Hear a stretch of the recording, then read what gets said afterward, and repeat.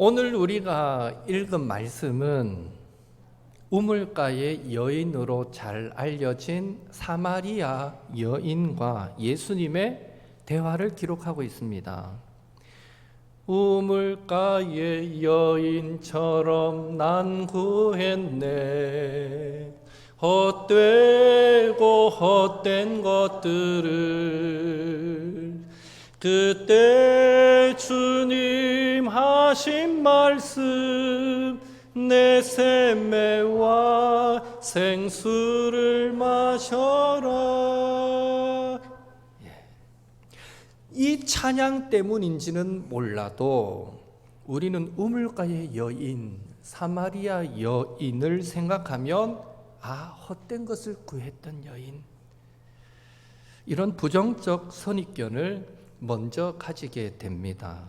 오늘은 예수님과 사마리아 여인의 그 대화를, 그 만남을 통해서 사마리아 여인은 어떤 사람이었는가, 그 대화가 오늘 우리에게는 또 어떤 교훈을 주는가 함께 살펴보면서 잠시 은혜 받기를 원합니다. 먼저 생각해 볼 것은 예수님의 행로입니다. 가시는 그 길입니다. 3절 4절에 보면 지금 예수님은 유대를 떠나서 사마리아를 통과해서 갈릴리로 가십니다. 예수님은 유대 예루살렘에서 많은 일을 하셨습니다. 세례도 베푸셨고요. 물론 오늘 본문에 제자들이 했다라는 부연 설명이 있지만 제자들이 할 땐 또 예수님의 묵인하에 하는 것 아닙니까? 세례도 베푸셨고 당시 이스라엘의 종교와 재판을 주관하던 산헤드린 공회원의 정식 회원이었던, 이스라엘 전체의 70명밖에 되지 않는 오늘날의 국회의원의 자격과 같은 산헤드린 공회원이었던 니고데모와 만나서도 대화하셨고 권력자를 만나신 것이죠. 그리고 성전도 청결하게 하시는 등 예루살렘에서 이미 많은 일을 하셨습니다. 그렇게 서서히 명성을 떨치실 때에 예수님은 갑자기 유대를 떠나서 갈릴리로 가시려고 하시는 것입니다. 왜 예수님은 갈릴리로 가려고 하셨을까요?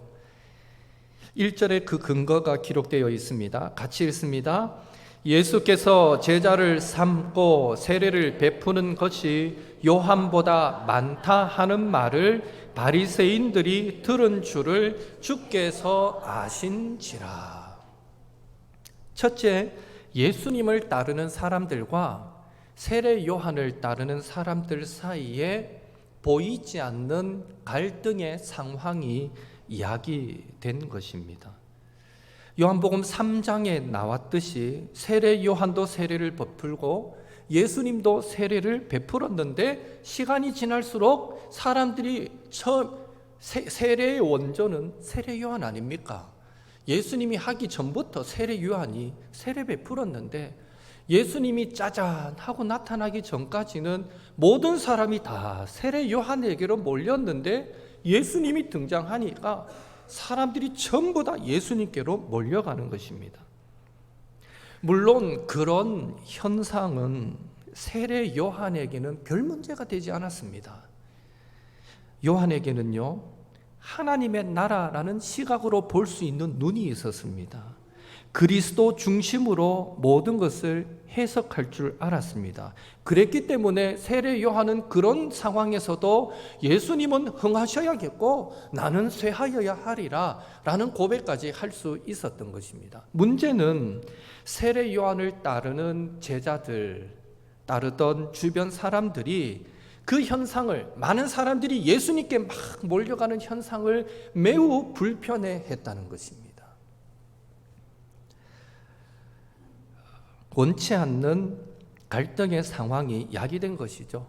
둘째로 이런 갈등의 상황을 바리새인들이 귀신같이 알아챘습니다. 바리새인들이 호시탐탐 예수님을 죽이려고 수작을 부렸던 사람들이 바리새인 아닙니까? 그것을 생각하면 바리새인들에게는 예수님과 세례 요한을 따르던 사람들 사이에 그 보이지 않는 갈등은 세례의 원조는 세례 요한인데 예수가 가로채면 안 되지. 세례 요한의 제자는 지금 뭐 하고 있는 거야? 당장이라도 달려가서 예수한테 따져야지 하면서 그 둘 사이를 이간질하고 갈라놓기 좋은 미끼가 되었던 것입니다. 사람들이 예수님께 몰리는 이 상황이 그런 상황을 만들고 있었다는 것이죠. 그렇게 예수님은 세례 요한과의 갈등을 피하시고 또 바리새인들의 이간질에 휘말리지 않기 위해 잠시 그 자리를 뜨신 것입니다. 여러분, 예수님께서 본격적으로 하나님 나라를 전파하신 것이 언제부터인지 아십니까? 마가복음 1장 14절 같이 읽습니다. 요한이 잡힌 후에 예수께서 갈릴리에 오셔서 하나님의 복음을 전파하여. 요한이 잡힌 후에 예수님이 갈릴리로 오셔서 하나님의 복음을 전파했다라고 되어 있죠. 마태복음 4장 12절 17절도 같이 읽습니다. 예수께서 요한이 잡히셨음을 들으시고 갈릴리로 물러가셨다가 이때부터 예수께서 비로소 전파하여 이르시되 회개하라 천국이 가까이 왔느니라 하시더라. 예수님은 세례 요한이 잡힌 후부터 본격적으로 복음을 전파하고 하나님 나라를 선포했습니다. 다시 말해 세례 요한이 잡히기 전까지는 세례 요한의 그 회개의 세례와 하나님 나라가 가까이 왔음을 선포하는 그 사역이 왕성하게 일어나도록 배려하시고, 예수님은 3년도 채 안 되는 그 짧은 공생의 사역임에도 불구하고 잠시 뒤로 물러나셔서 몸풀기하고 계셨던 것입니다. 이것은 세례 요한에 대한 예수님의 배려이면서 동시에 복음 전파의 사역이 악한 자들의 이간질로 방해받지 않도록 하신 예수님의 지혜였다라고 우리는 말할 수 있습니다. 여기서 우리가 가슴에 새겨야 할 중요한 사실은 우리의 사역이나 우리의 입장보다 더 중요한 것이 하나님 나라라는 것입니다. 다 같이 믿음 생활하면서 다 같이 하나님의 일을 하고 봉사한다고 하면서 성도 간에 서로 갈등하고 다투고 싸우는 일이 생겨서는 안 된다라는 것입니다. 바울은 하나님 나라를 이렇게 정의합니다. 로마서 14장 17절 같이 읽습니다.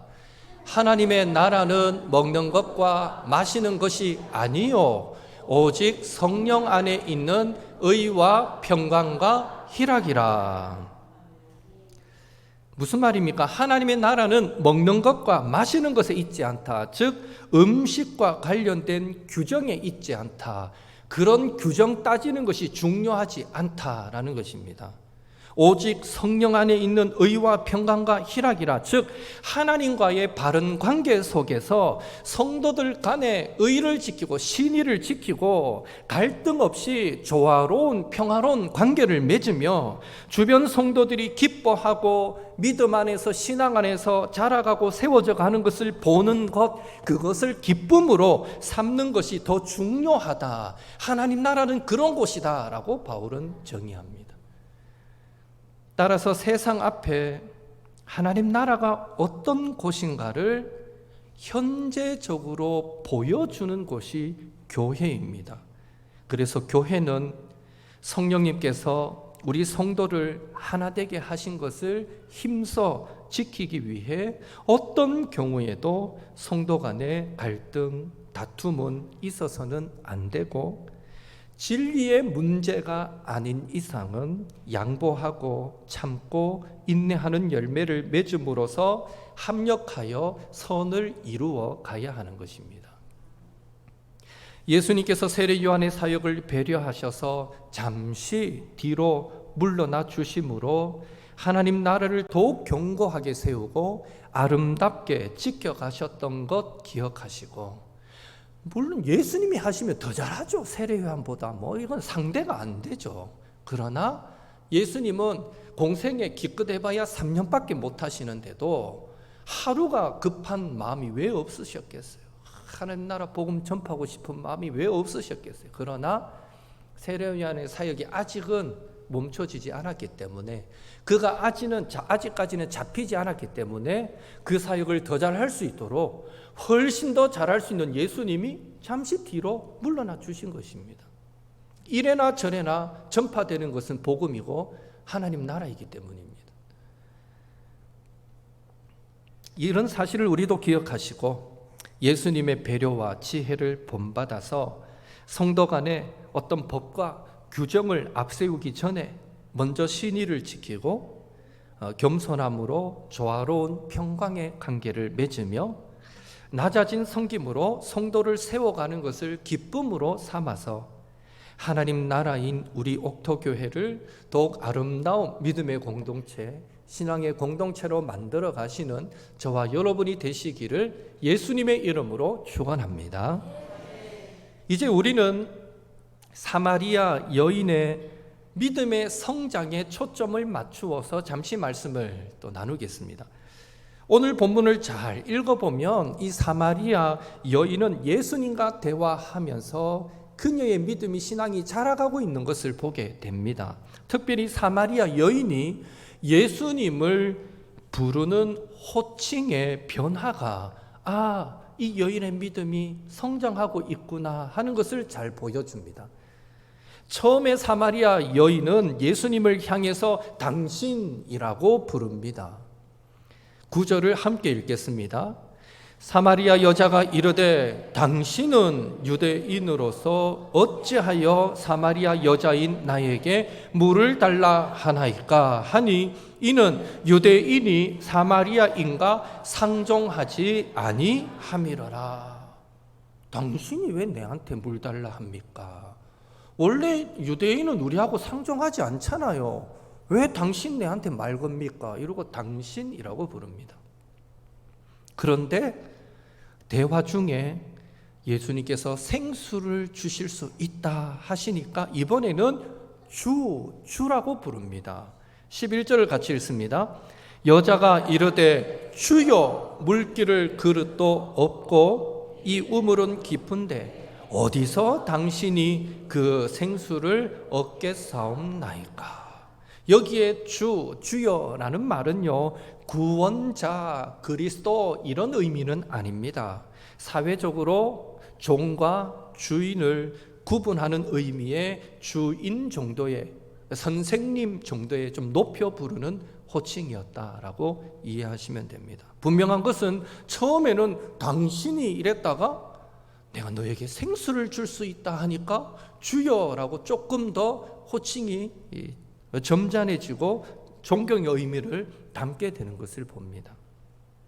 그 후에 예수님께서 여인의 그 과거와 현재를 정확하게 알고 말씀하시니까 이제는 선지자라고 부르게 됩니다. 19절 같이 읽습니다. 여자가 이르되 주여, 내가 보니 선지자로소이다. 선지자로소이다. 그러다가 마지막에는 예수님께서 예배에 대해서 바르게 알려주시니까 사마리아 여인은 물동이를 버려두고 동네로 들어가서 사람들에게 내가 만난 예수님을 그리스도다, 내가 그리스도를 만났다라고 소개합니다. 29절 같이 읽습니다. 내가 행한 모든 일을 내게 말한 사람을 와서 보라, 이는 그리스도가 아니냐 하니.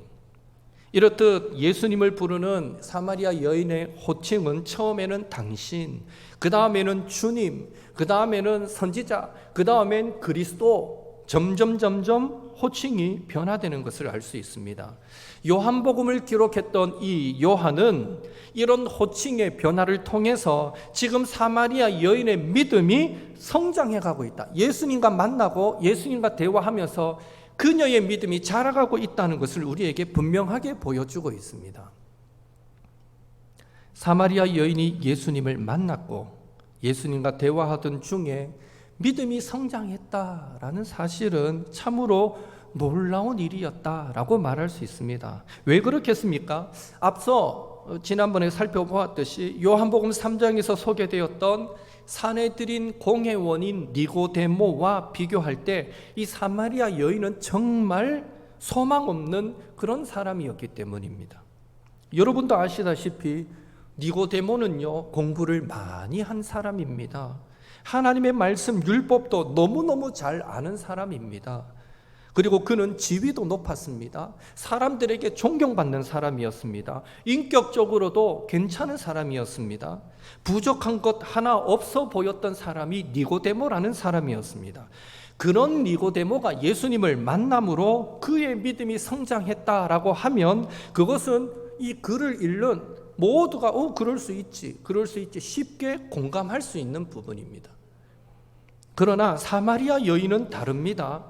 그녀는 어떤 사람이었습니까? 우선 성경에 그녀의 이름이 나오지 않습니다. 무슨 뜻입니까?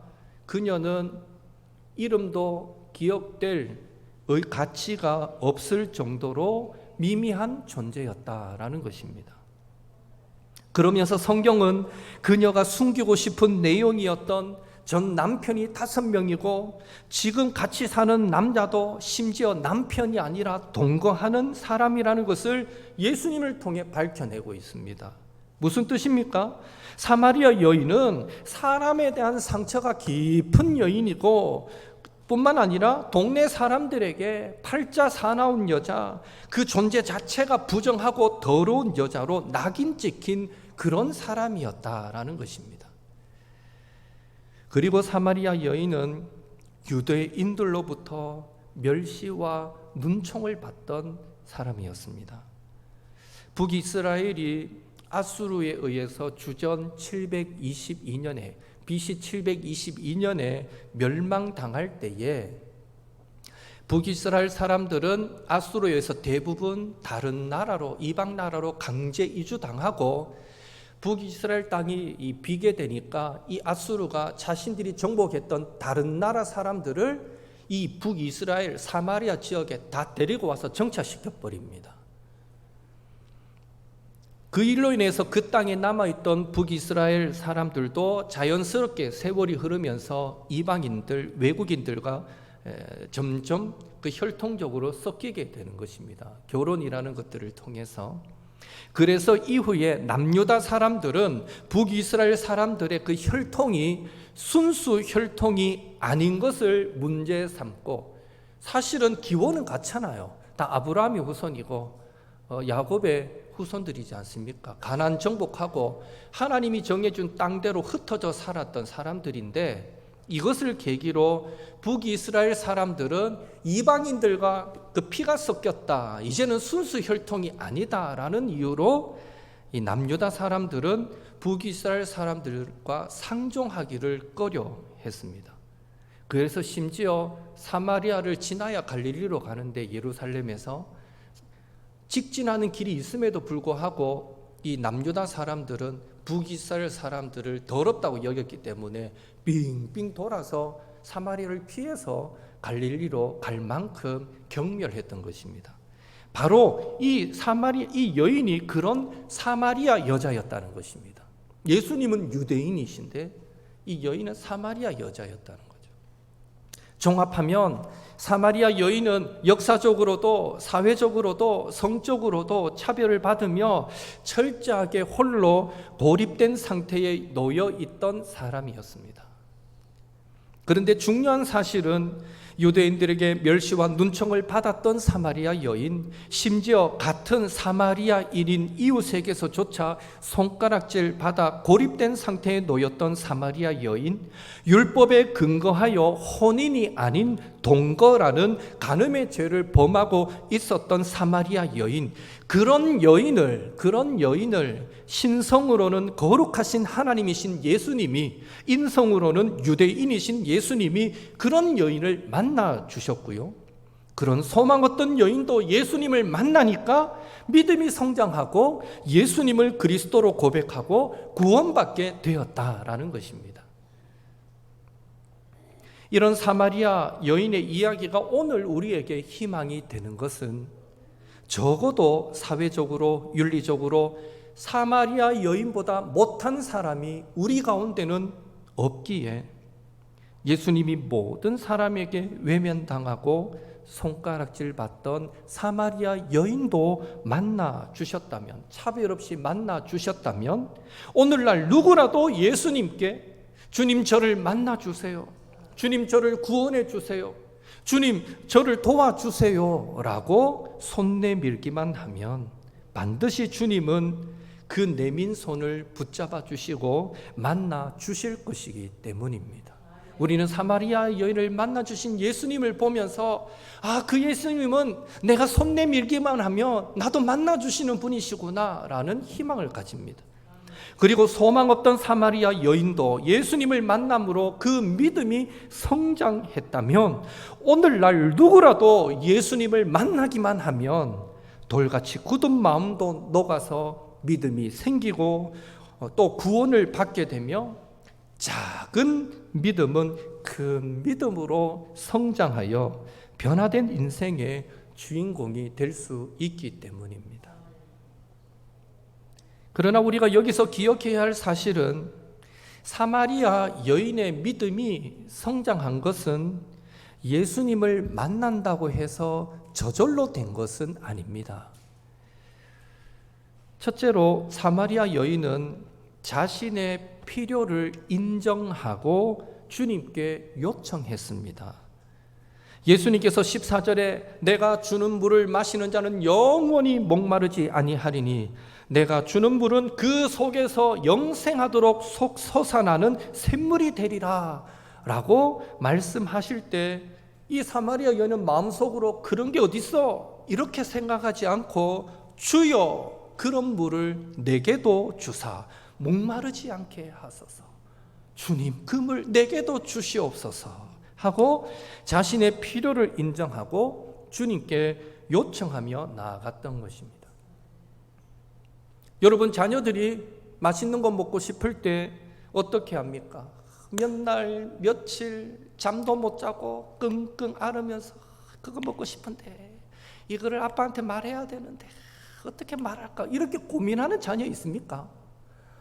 먹고 싶으면 바로 아빠한테 전해서 아빠 오늘 올 때 그거 좀 사와, 먹고 싶어, 이러잖아요. 당당하게 요청합니다. 엄마 나 옷 좀 사줘, 옷이 필요해. 엄마 용돈 줘, 나 돈 필요해. 당당하게 요청하는 것입니다. 오늘날 전능하신 하나님이 우리의 아버지가 되시고 우리는 그분의 자녀인 줄로 믿습니다. 그래서 성도는 자신의 필요를 하나님 아버지께 요청할 수 있는 자녀됨의 권세가 있습니다. 그런데 안타깝게도 성도들 가운데 지금 나에게 이게 필요한데 하는 그 필요는 인정하지만 하나님께 달라고 요청하지 않는 사람들이 의외로 많다는 것입니다. 주님 그거 저에게 꼭 필요해요, 저에게 주세요. 주님 그거 들어보니까 제 남편에게 꼭 필요해요, 제 남편에게 주세요. 주님 그거요 우리 딸한테 필요해요, 딸한테 좀 주세요. 주님 그거 내 친구한테 필요합니다, 정말 지금 그거 딱 필요한데 제 친구한테 좀 주세요. 기도해야 하는데 필요는 알지만 기도하지 않는다는 것입니다. 가만히 있는다는 것입니다. 주께 고함 없는 고로 복을 받지 못하네. 사람들이 어찌하여 아랠 줄을 모를까. 기도해야 되는데 아랠 줄을 몰라요. 기도는 영혼의 호흡입니다. 기도해야 삽니다. 기도하면 응답됩니다. 기도는 능력의 비결입니다. 기도가 좋고 필요하다고 알고 말하기는 좋아하는데 정작 기도의 자리로 나가지 않는 성도들이 많더라는 것입니다. 어디 기도뿐이겠습니까? 하나님의 말씀 성경은 살아 있습니다. 그 말씀은 반드시 성취됩니다. 하나님의 말씀은 구원에 이르는 지혜가 됩니다. 성경은 우리를 교훈하고 책망하고 바르게 하고 의로 교육하기에 유익합니다. 성경은 우리를 온전하게 만들고 선한 일을 행할 능력을 갖추도록 만들어 줍니다. 성경 많이 읽어야 됩니다. 우리 너무너무 잘 아는데, 그 필요를 느끼는데도 정작 잃는 자리로 나가는 성도들은 많지 않더라는 것입니다. 둘째, 사마리아 여인은 자신의 약점, 자신의 치부를 숨기려고 하지 않고 솔직하게 주님께 아뢰었습니다. 예수님이 남편을 데려오라 하니까 17절에 사마리아 여인은 나는 남편이 없나이다 하고 솔직하게 대답했습니다. 만약 여인이 자신의 과거를 예수님께 숨기고 싶었다면 절대로 그렇게 대답하지 않았을 것입니다. 왜 그렇습니까? 나는 남편이 없습니다 라는 말은 자연스럽게 그녀의 또 다른 인생에 대한 관심을 불러일으키고 또 다른 질문을 하게 만들기 때문입니다. 아예 나에 대해서 관심 갖지 않도록 하고 싶었으면, 자신의 과거를 숨기고 싶었으면 아무런 문제가 없다는 듯이 괜찮은 척하며 지금 우리 남편 출타 중입니다 이러고 말 거 아니에요. 그냥 거짓말로 얼버무릴 수도 있습니다. 중요한 사실은 그녀의 솔직함이 나는 남편이 없습니다. 참 부끄러움인데 드러내놓기가. 그녀의 솔직함이 예수님을 주님, 선생님에서 선지자로 더 나아가 그리스도로 만나게 되는 계기가 되었다는 것입니다. 오늘날 성도들 중에도 인생의 여러 문제로 인해서 그 마음속으로 골마서 터지기 직전의 고통을 느끼는 그런 성도님들이 있는데도 겉으로는 괜찮은 척, 아닌 척 그렇게 숨기며 살아가는 경우가 많습니다. 물론 자신의 수치나 치부를 사람들에게, 성도들에게 숨기고 싶을 수 있습니다. 저라도 그럴 것 같습니다. 그런데 문제는 하나님 앞에서조차 괜찮은 척, 아닌 척하며 사는 경우가 있다는 것입니다. 이 땅을 살아가는 사람들 중에 근심, 염려, 걱정 없는 사람이 누가 있겠습니까? 그런 의미에서 우리는 날마다 하나님 앞으로 나아가서 자신의 염려, 근심, 걱정을 아뢰며 나의 약함과 부족함을 아뢰며 기도하지 않는 것, 그것이 바로 우리가 하나님 앞에서 괜찮은 척, 아닌 척하며 살아가는 단적인 예가 되는 것입니다. 그런 의미에서 오늘 우리가 주님 앞에 해야 할 일도 사마리아 여인과 동일합니다. 나는 괜찮은 척, 나는 아닌 척 연기하지 마십시오. 사마리아 여인처럼 주여 내 힘만으로는 부족합니다. 나는 나의 갈 길을 알지 못합니다. 나는 어린아이와 같습니다.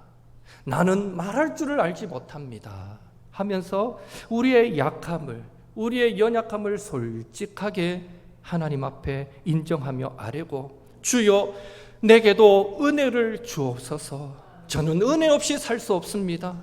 주여 나를 인도해 주세요. 주님만이 내가 걸어가야 할 가장 선한 길을 아십니다. 주여 내게도 복을 주세요. 주님만이 나의 모든 필요를 아시고 채우실 수 있습니다. 마치 사마리아 여인이 예수님께 주여 내게도 그 물을 주시옵소서 했던 것처럼 우리도 날마다 하나님 앞에 주여 내게도 주시옵소서 하고 기도해야 하는 것입니다.